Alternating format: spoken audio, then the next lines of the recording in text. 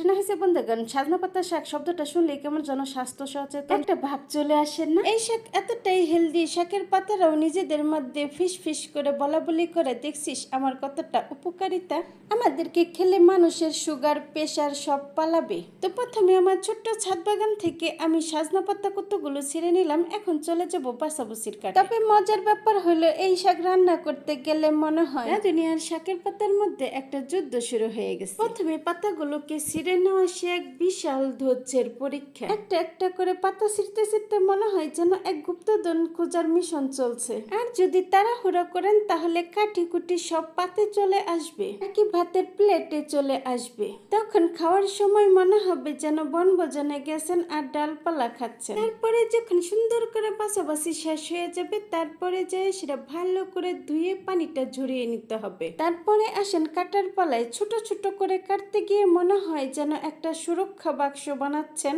আর যদি শাকটা একটু বড় থাকে তাহলে খাওয়ার সময় একটুও ভালো লাগবে না। বিশ্বাস করেন, খাওয়ার একদম রুচিটাই নষ্ট হয়ে যাবে। এর জন্য কুচি কুচি কুচি কুচি করে কাটতে হবে, একটুও বড় থাকা যাবে না। কাটাকুটিটা আর দেখাইলাম না, কাটাকুটিটা আপনারা সবাই পারেন। কুচি কুচি করে শুধু কেটে নিলেই হবে। কাটার সময় এইরকম লাউ পাতায় মুড়িয়ে নিলে কাটতে সহজ হয়, আর কি কুচি কুচি করতে সহজ হয়। আমি মিষ্টি কুমড়ার পাতার ভিতরে নিয়েছি, আপনারা চাইলে আপনারা যে কোনো পাতার ভিতরে নিতে পারেন। মিষ্টি কুমড়া, চাল কুমড়া কিংবা লাউ পাতার ভিতরে, কচু পাতার ভিতরেও নিতে পারেন, কোনো সমস্যা নাই।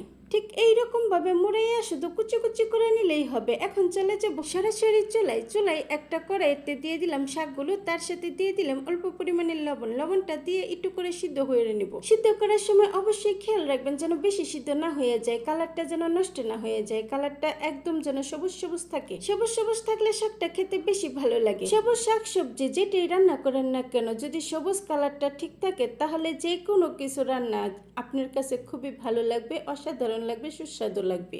শাকটাকে সুন্দর করে সিদ্ধ করে নেওয়া হয়ে গেছে। এখন শাকটা বাগারের জন্য রেডি করে নিব। বাগারের জন্য চুলায় একটা ফ্রাই প্যান বসিয়ে দিলাম। ফ্রাই প্যানে দিয়ে দিলাম তেল। তেলটা যখন গরম হয়ে যাবে তখন এখানে দিয়ে দেবো পেঁয়াজ কুচি, রসুন কুচি, আর দিয়ে দিব আস্তে আস্তে কয়েকটা শুকনো মরিচ। এখন আপনারা বলতে পারেন শুকনো মরিচ কেন, কাঁচা মরিচ দিলেন না কেন?